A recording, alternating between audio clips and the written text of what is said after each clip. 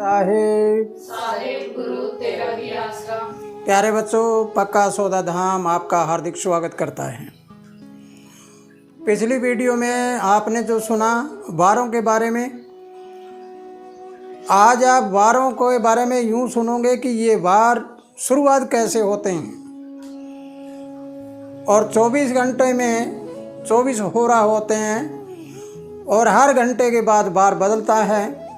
तो इन वारों की शुरुआत कैसे की गई है ये आप सुनेंगे। लेकिन याद रखना, ये बाहर वाले वार जो नज़र आते हैं, बाहर आप देखते हैं, इन वारों को हमारे अंदर देखना है। तो इससे पहले मेरी आप सभी से एक आवेदन है कि आप सभी मेरे साथ मिलकर प्रार्थना करो कि हे परमपिता परमात्मा पूरी दुनिया को शांति दे, सब जगह खुशहाली अमन चैन हो जाए और पूरे विश्व में सब लोगों को अपने आप का ज्ञान हो जाए। अगर सबको अपने आप का ज्ञान हो जाता है तो कोई ऊंचा नीचा नहीं रहेगा, कोई अपना पराया नहीं रहेगा, कोई अज्ञान नहीं रहेगा, सब विद्वान हो जाएंगे। तो आओ हम शुरुआत करते हैं। पिछली वीडियो में जो बताया गया उससे अगला चरण यानी वारों का अगला चरण, हो सकता है कि आपको कल वाली वीडियो में कुछ कम समझ आया होगा, क्योंकि जब कोई नई चीज़ आती है जो तुमने पहले सुना नहीं होगा तो उसके बारे में मन में कुछ विचार आता है कि ये कैसे हो सकता है। तो ज़रा आप ये फ़ोटो देखते हैं, ये हमारा दिमाग है, ये हमारी देवी माता है। इस दिमाग की शक्ति है, उसका नाम है देवी माता। तो इससे सुनने से पहले हम सुनेंगे होरा।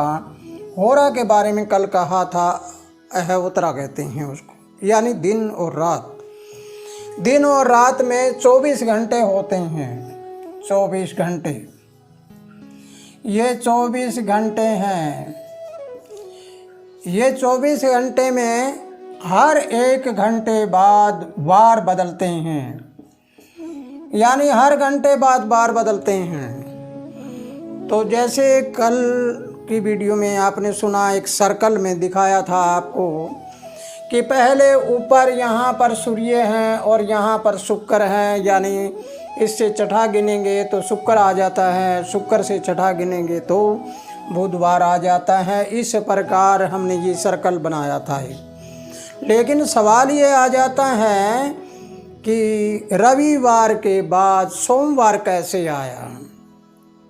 ये बहुत गंभीरता से समझना है प्यारे बच्चों। अगर तुम ये समझ जाते हो तो तुम अपने अंदर वाले वारों को जान लोगे, अंदर वाले वारों को जान लोगे, अंदर वाली तिथियों को जान लोगे, तो तुम्हें समय का ज्ञान होना शुरू हो जाएगा कि मेरे अंदर जो छिपी हुई चीज़ है वो बाहर आना शुरू हुई है। तो ज़रा सोचिए और विचार करिए, ये रविवार है, यानी रविवार, ये रविवार से शुरू किया हमने सूर्य निकलने से। जब सूर्य निकला तो पहला बार रविवार हुआ।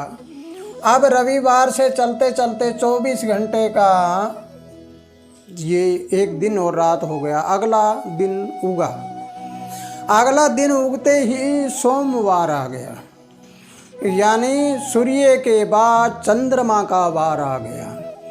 इसका मतलब है आप हर घंटे में, ये रविवार है, इस रविवार से आगे आप 6 गिनोगे, 6 वारों को, या 3 पीछे गिनोगे तो फिर यहाँ क्या आएगा, इसमें आएगा शुक्र, और इससे 3 गिनोगे तो बुध आ गया। इस प्रकार गिनते गिनते आखिरी में सूर्य निकलने से पहले का जो होरा होगा, उस होरा को गिनोगे तो उस होरे से अगला होरा जो सूर्य निकलने का आएगा वो सोम का होरा आएगा, सोमवार का होरा आएगा। सोमवार का होरा आएगा तो उस होरे को हमने कहा सोमवार। ये सोम का मतलब होता है चंद्रमा का वार। तो ये चंद्रमा का वार आया, यानी पूरी रात्रि और दिन बीतने के बाद अगला दिन जब सुबह हुआ तो सोमवार हुआ। तो प्यारे बच्चों, सोमवार को आगे लेते हैं तो यहाँ से चलते चलते 24 घंटे फिर आ गए।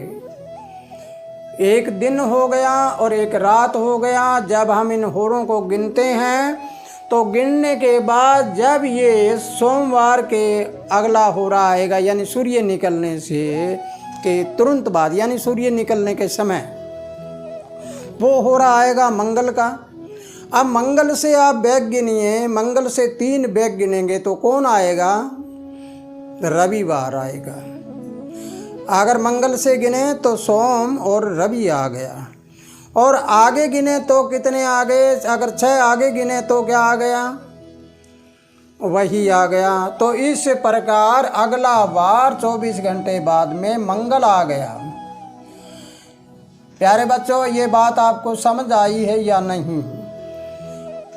24 घंटे का दिन और रात होता है। हर घंटे में वार बदलते हैं। बड़े गौर से सुनना है। हर घंटे में जब बार बदलता है तो तुम यहाँ से शुरू करो। एक बार को बदलने के लिए जो मैंने कल एक सर्कल बताया था, ऐसे आपको उस सर्कल में पीछे वाली वीडियो में देखकर, अगर यहाँ से देखोगे रवि, यहाँ से देखोगे शुक्र, यहाँ देखोगे बुध, यहाँ देखोगे सोम, इस प्रकार अगर देखते चलोगे तो ये इस 24 होरों में अगर लगातार देखते चलोगे तो अंतिम होरा जब आएगा, उससे सूर्य निकलने वाला होरा आएगा तो रविवार के बाद वो सोमवार का होरा आएगा। जब पहला होरा सोमवार का आया तो उस वार को हमने सोमवार कहा, और सोमवार के बाद वही इसी तरह इसी प्रक्रिया में हम चलते रहे। तो फिर अगला आएगा मंगलवार का, यानी सूर्य निकलने के साथ मंगल का होरा आएगा, यानी 25वां होरा। अगर आगे चलते हैं, मंगलवार से आगे चलेंगे तो अगला होरा जब आएगा सूर्य निकलने के साथ, वो आएगा बुधवार का। इस प्रकार ये वार बने। इन वारों को हमें अपने दिमाग में देखना है। इसमें कहाँ देखेंगे? जैसे ये देवी माता है, इसका ये होरा, ये सूर्य है, सूर्यवार, और ये दूसरा इधर का है, ये सोम है, और इधर वाला ये है मंगल, और इसके आगे हैं बुध, और उससे आगे चल के देखते हैं यहाँ है गुरु, और इससे आगे इधर देखते हैं तो शुक्र, और इधर देखते हैं तो शनि। आप समझ आइए, तुम्हारी खोपड़ी में 7 बार हैं। इन 7 बारों को आपने तरतीब आई कैसे लगाया है कि सूर्य से चल गए, और जब हम चलते हैं 24 घंटे में तो हर घंटे बाद बार परिवर्तन हो जाते हैं। बार परिवर्तन होते होते आगे ये आ जाते हैं।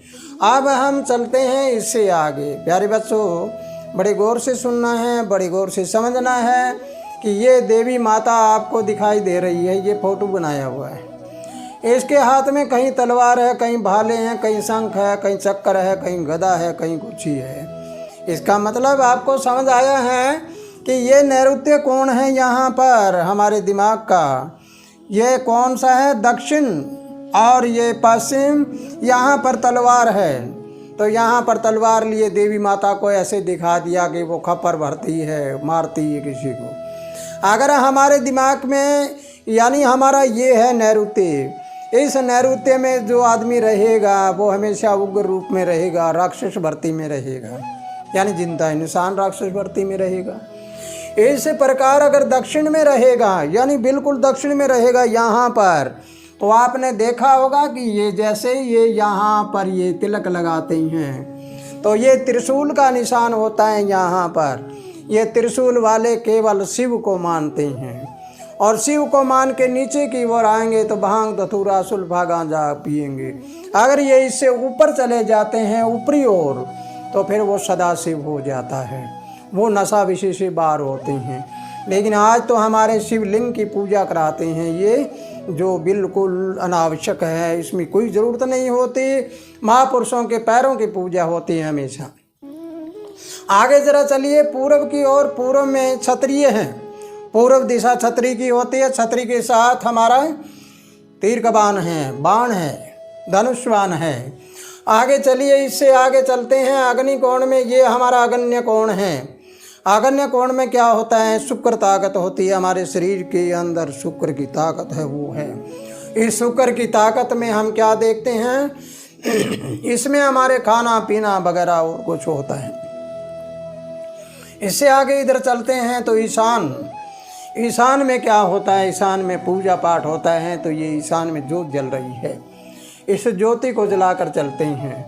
फिर हम उत्तर में देखते हैं तो उत्तर में क्या होता है? उत्तर में ऊपर चढ़कर देखते हैं तो यहाँ पर हमारा मंगल होता है, यहाँ पर बुध होता है। यानी मंगल की दृष्टि नीचे और बुध की ऊपर।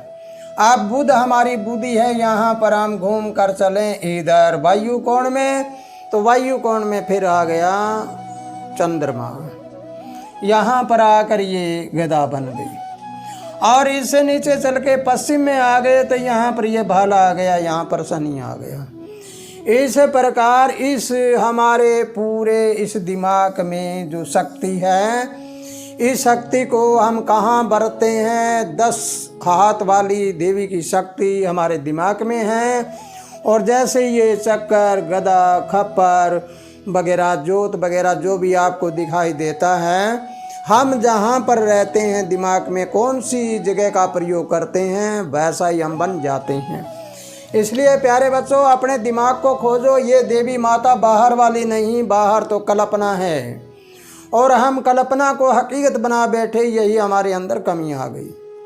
अगर हमने हकीकत को हकीकत माना तो अपनी खोपड़ी को शोधो, अपने दिमाग को ढूंढो। अपने दिमाग में ढूंढने के बाद यही देवी माता आपको दिमाग में मिलेगी। यही चक्कर खप्पर वगैरह सभी दिमाग में मिलेगा।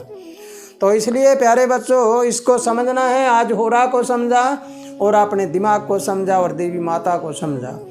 अगर ये बात आपको समझ नहीं आई हो और आई हो तो भी कमेंट बॉक्स में इसके बारे में अपनी राय ज़रूर देना कि क्या क्या बात आपको समझ आई है, क्या नहीं आई, क्या ये सही है या नहीं।